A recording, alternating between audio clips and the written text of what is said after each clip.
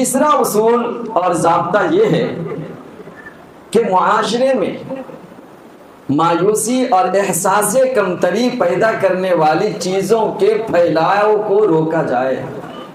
اچھی چیزوں کو پھیلانا اور بری چیزوں کو پھیلنے سے روکنا، یہ اسلام کی تعلیم، قرآن کی تعلیم ہے۔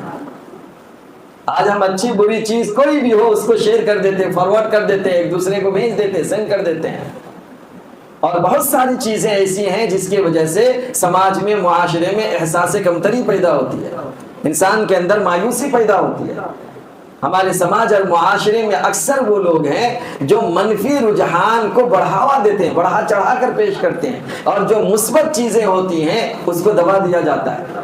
حالانکہ اسلام کی تعلیم، قرآن و حدیث کی تعلیم، رسول اللہ صلی اللہ علیہ وسلم کی تعلیم سے ہمیں جو سبق ملتا ہے وہ یہ ہے کہ مثبت جو چیزیں ہیں اس کو بڑھاوا دیا جائے، اس کو پھیلایا جائے، اس کو عام کیا جائے۔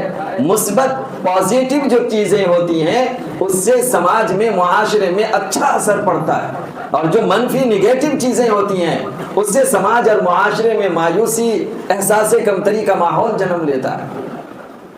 مثبت سوچ انسان کو کامیابی کی طرف لے کر جاتی ہے، اور منفی سوچ انسان کو ناکامی کی طرف لے کر کے جاتی ہے۔ واقعہ ہے، غالباً کچھ دنوں پہلے ایک اسکول میں ہمارے خان صاحب بھی سنا رہے تھے کہ ایک بہت بڑا جو سائنسداں بنا ہے، اسکول میں بچپن میں جب وہ پڑھنے کے لیے جاتا تھا بہت کمزور تھا، اور اس کو اسکول والوں نے ریجیکٹ کر دیا اور ایک لیٹر لکھ کر کے بھیج دیا کہ آپ کا بچہ بڑا ناکارہ ہے، بڑا نکما ہے، ہم لوگ نہیں پڑھا سکتے، آپ اس کو کہیں اور پڑھا لیں، کسی اور اسکول میں لے کر جا کر ایڈمیشن کرا لیں۔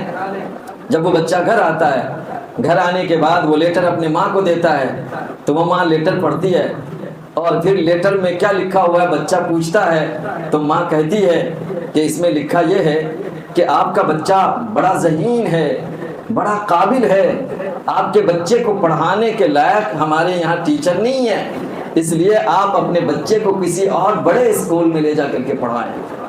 اس طرح ماں اس بچے کے اندر ایک ایسی ہمت، ایک ایسا حوصلہ پیدا کر دیتی ہے کہ پھر وہی بچہ اپنے وقت کا بہت بڑا سائنسداں بنتا ہے۔ تو یہ کیسے ہوا؟ مثبت پازیٹیو تھنکنگ کی وجہ سے، مثبت سوچ کی وجہ سے۔ آج سماج میں، معاشرے میں جو مایوسی اور احساس کمتری، غریب کا بچہ بڑا نہیں بن سکتا، کیوں نہیں بن سکتا بھائی؟ غریب کا بچہ غریب ہی رہے گا، ایسا کس نے کہا؟ کیا اللہ نے لکھ دیا ہے؟ نہیں لکھا ہے۔ ڈاکٹر کا بچہ ہی ڈاکٹر کیوں بنے گا؟ دوسرے کیوں نہیں بن سکتے؟ ہر بچہ بن سکتا ہے، ضرورت اس بات کی ہے کہ اس کو اس لائن پہ لگائے۔